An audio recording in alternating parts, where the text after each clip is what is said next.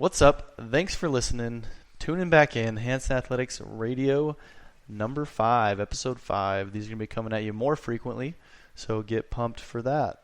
What I need from you guys is to go ahead and head over and give me a rating on the podcast if you can. Shameless plug there.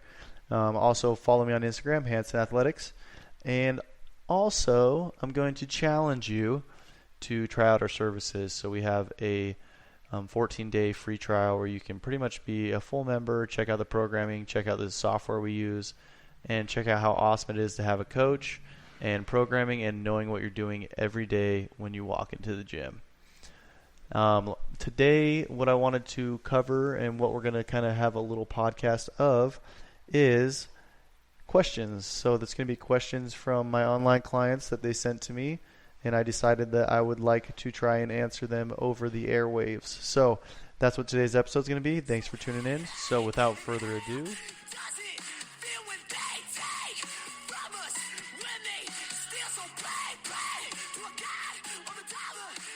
what is up? How are we doing? Welcome back. I'm just going to take today and answer some questions that I have been getting from my online clients as well as through Instagram. So today's episode is going to be more of a Q&A. I'm going to answer, like I said, questions that people have sent in. So should be good. These are real life questions from the programs that my people are following online. First off, I want to thank you for listening and also point you in the direction of my website. So I would love for some feedback on what the website looks like to you, if it makes sense, if it's clear, if it's concise, kind of working on making sure everything that comes together on that website leads you in a good direction and lets you know what Hansen Athletics is all about and the services that we offer.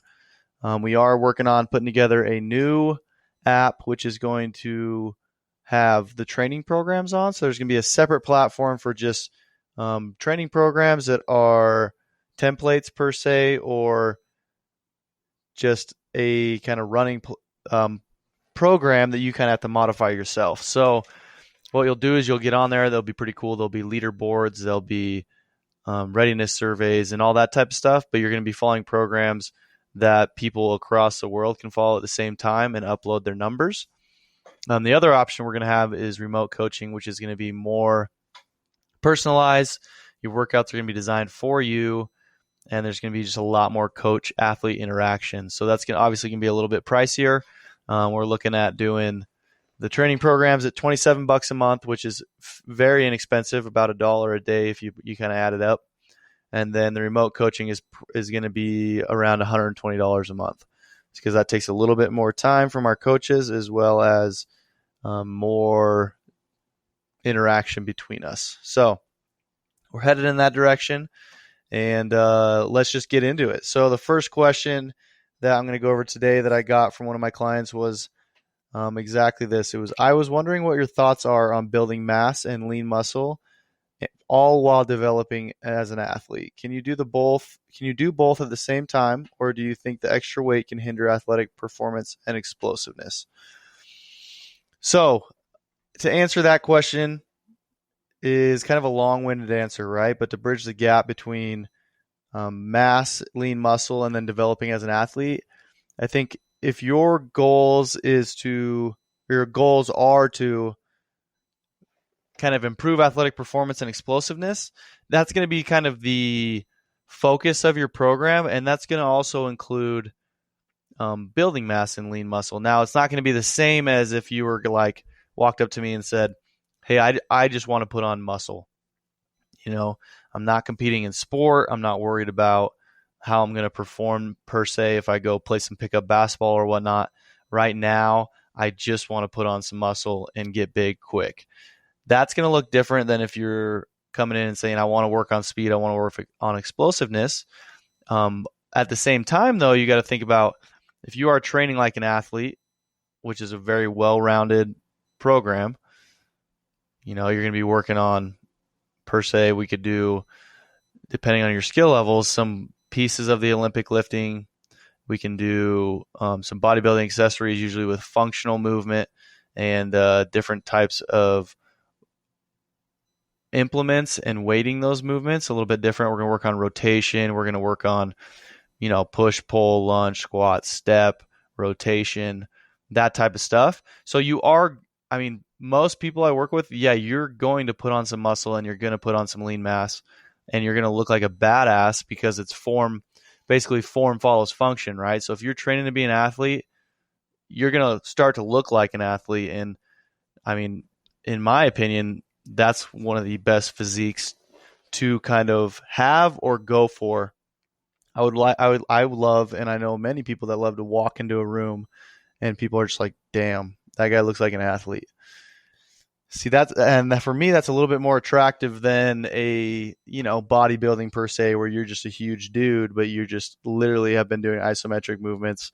That's kind of the bulk of your training and you move like a bodybuilder, right?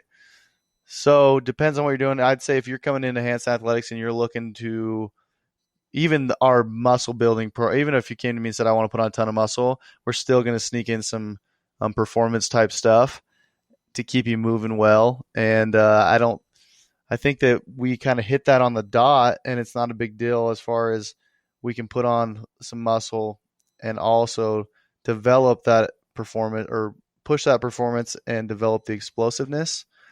I would just be careful if you were going to someone else and talking to them about it or getting a program from someone else. Make sure you let them know that your goal is performance because it's pretty easy to just put on muscle but not move in ways that you might see in life or you might see on the field. So that's kind of my opinion on that. Luckily, as a brand, that's kind of how, as a coach, I basically train all my clients. See, I even said athletes right there. I train all my clients like they're athletes. I want them to have carryover and transfer into real life or the field, whatever, whether they're sitting at home at a desk all day or taking care of the kids or playing pickup sports or an elite athlete.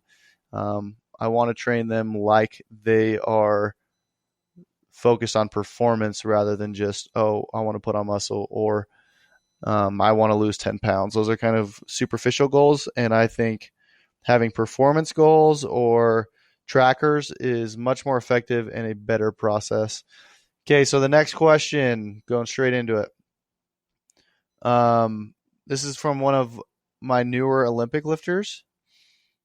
She says, I'm trying to enjoy the process. Ego wants perfection, lots of weights, and both of those things now. And that's in reference to, she was asking, I'll put it into context. She's asking about how to hit a certain performance marker, also while focusing on Olympic lifting. So the question kind of led into, she's struggling to fit in conditioning with her current Olympic lifting programming because it's taking about an hour and a half. She wants to maintain the ability to hop on an assault bike and get 150 cals in a good time. So I put out a challenge on Instagram and I did 150 cals in 5 minutes and 30 seconds. And she was curious how I was able to maintain that while in addition to my current training. And so the answer to that is, number one, I used to compete nationally Olympic lifting. I am competing it actually this upcoming weekend, but I'm not doing it that often per se. I'm actually more focused on putting on some muscle, looking good while maintaining athleticism or even increasing and pushing that envelope. I don't really train like I used to in terms of, I used to Olympic lift, 2 to 3 hours, 4 to 5 times a week when I was competing, and I am not in that boat anymore. So I am able to, get on the bike and be able to do something like that. I would say, though, if you are competing, obviously, if you're specializing in a sport or working on Olympic lifting per se, or anything, it can be anything you're really focusing on. That kind of needs to be your focus, and you're going to lose something either way, vice versa, right? If you're a Olympic lifter, you're going to lose some of your aerobic capacity. There is ways in a program to maintain as much of that as possible, as well as kind of making sure you're timing your lifts and keeping the pace up. but you're going to suffer a little bit. And if you're going to go, train to be a marathon runner and you used to be an Olympic lifter, your Olympic lifts are going to suffer a little. So it's kind of hard to say you can do it both at one time, especially if you're really focused on one. And if you don't want to just be mediocre at everything, you kind of need to take time to focus on different aspects. You can periodize it. You can make it so you have, a huge macro cycle throughout the year where you're maybe for a smaller portion of it, you're working on a certain thing, another portion you're working on another thing, and really just trying to develop those skills so the whole big picture can kind of come together. Although I would argue 150 cals on a bike should be between, 5 and at least 10 minutes.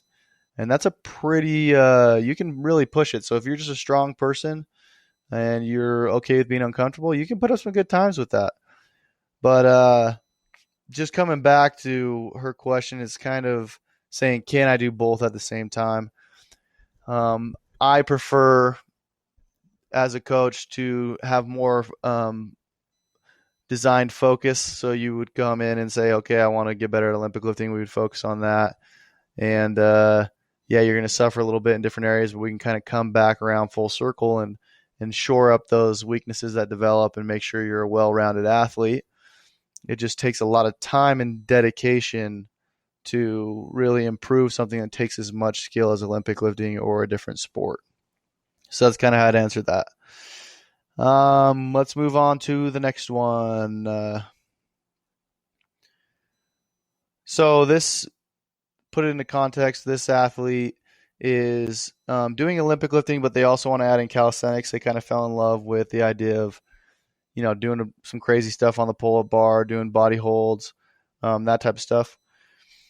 And it's kind of a two-part question. So she said, when I do the calisthenics or weightlifting, because she's only doing 3 times a week, she says, I don't feel like I'm doing a whole lot. This athlete's kind of an athlete that likes to continually drive themselves into the ground. They would love to just destroy themselves every day because they don't feel like they're working hard if they're not dead, right?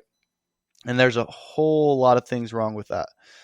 Training every day of training should not destroy you. You should have days you walk out of there feeling very good. It's kind of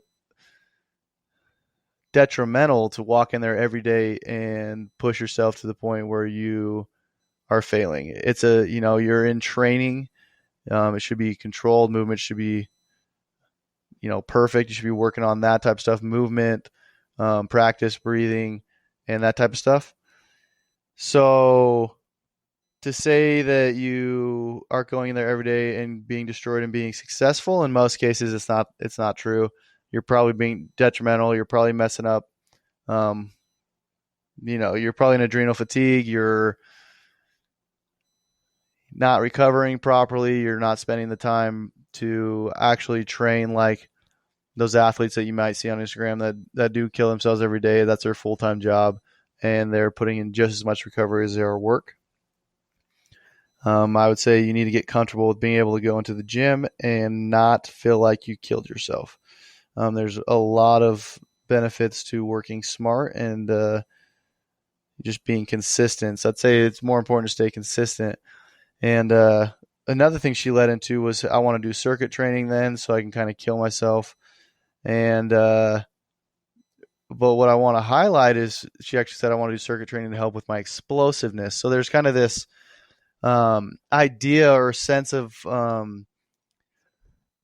thought that possibly CrossFit is the best way, or kind of going there and killing yourself on circuit movements is increasing explosiveness, which that's not really the case, right? So you could work on explosive movements in an interval style training, although that's not my favorite. Again, I mean, if I'm working on being explosive, that's a skill and it should be treated as such. There should be very thought out and organized programs and movements with a lot of focus and mental clarity put into that movement, not just you're halfway dead, been slamming out a 20-minute workout where your form, technique, and everything is falling apart, because that's what happens. It's just like There's nothing you can do about it if you're working your ass off and you're working for 20 minutes straight.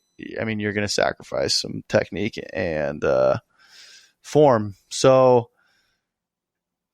again, it's just kind of like you just hear stuff and you're like, circuit training does not increase explosiveness. If you want to increase explosiveness, we're going to work on jumping. We're going to work on the posterior chain, Olympic lifting, and movements that teach you how to triple extension of the hips, and teach you how to do that aggressively and with speed, and that's going to create explosiveness, right? Going and doing sprints per se, but I mean, just doing interval training, that is not going to make you explosive at all. So I think it just kind of all comes down together that she's trying to find a way to justify killing herself, right? Because if she says, oh, I can work on my explosiveness with circuit training, then that's going to help my Olympic lifting, and then it's just kind of this circle of thought that's not realistic and not real.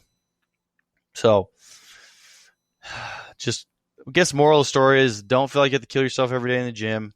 There are days that you do need to push it and you're going to be pretty beat up, but that's not always the case, and it's not always the best. So keep that in mind. Also, circuit training does not increase explosiveness. Circuit training, you're going to build an aerobic base if you're doing 20, 25-minute metcons, and you pretty much get mediocre at everything you're doing. So, I mean, you basically doing that stuff, you get really good at efficiency and sandbag. So the person that can go kind of the slowest and most controlled, but that be the fastest, is the focus of CrossFit, like work capacity, So basically you want to do the work the most efficiently and use the least amount, be able to do the work at a medium speed for the longest amount of time, so that's kind of where CrossFit falls into, is work capacity. And if you're going to work on explosiveness, it's going to look and feel a little or a lot different than that. And so again, I think what I'm going to do with her is, she's competing the end of this weekend, but she's not dead set on Olympic lifting. So I think we're going to move into more of a program that I would use with athletes or people training for sport. And it's going to be, she'll get to do a little bit of her Olympic lifting variations, but I'm going to get her, we're not going to really do a lot of like a CrossFit training, but we're going to do sprints, rotational work, and, shin hops, broad jumps, work on that stuff. And then just give her some like monostructural work that's in intervals that are going to kind of give her that feeling of really taxing her and making her tired, but not beat her down as much as some other types of training would do. So we'd be able to bounce back, kind of make her feel like she's beat up or make her feel like she's tired, all while working on explosiveness and still progressing her Olympic lifts. So that's the direction we're going to go there. But those were the three main questions that I wanted to cover that I had, and I hope that kind of gives you some insight into your training. If you guys have anything you would like us to talk about, let us know. We are pretty excited about the new weight classes, although I don't really think it made a huge difference in the sport of Olympic weightlifting. We're doing very well in terms of getting new clients, and I know if you watch us on Instagram, follow us on Instagram, it literally looks like we only do Olympic lifters, but that's not the case. A majority of our clients are actually just GPP or general physical preparedness. They're, moms trying to get in shape. They're college girls trying to lose some weight. I mean, we have a very wide array of clients, and we're just trying to grow and spread and let people know about our brand. We keep it simple. Simple, not easy is kind of our trademark saying. So if you want to try a program, we're doing a thing right now where you can do 7 days of free training. Pretty much all you get signed up. You have 7 days to cancel per se if you don't like the training, and then no harm, no foul, So I would definitely recommend to try it out if you haven't done it yet, and see if it's a good fit for you. We really provide a lot of direction and are probably more involved as far as coach athlete goes than we should be for what we charge. So I think it's really a steal of a deal right now because we're just a newer brand trying to kind of make our way in the world, you know? And with that being said, I would like to present you with the opportunity of a lifetime, and that is to submit your own reviews. Just kidding. But what we need people that are willing to go onto Google and, give us a good rating, give us some stars on Google, Facebook, and also the iTunes. Or podcast. So go ahead and head in there. Shopify, or we're not on Shopify. Sorry. We're on Spotify. There, that's it. Spotify and iTunes, obviously. So if you could give us a review on that, maybe write in a couple lines and let us know what you think, see if we can improve. And I appreciate you guys listening to it. So have a great day. Have a great weekend. I'm going to make another one at the beginning of next week. So go ahead and send me some ideas you have, or we can chat about whatever, and we'll get some guests on here. So again, appreciate you listening and for tuning in to Hansen Athletics Radio.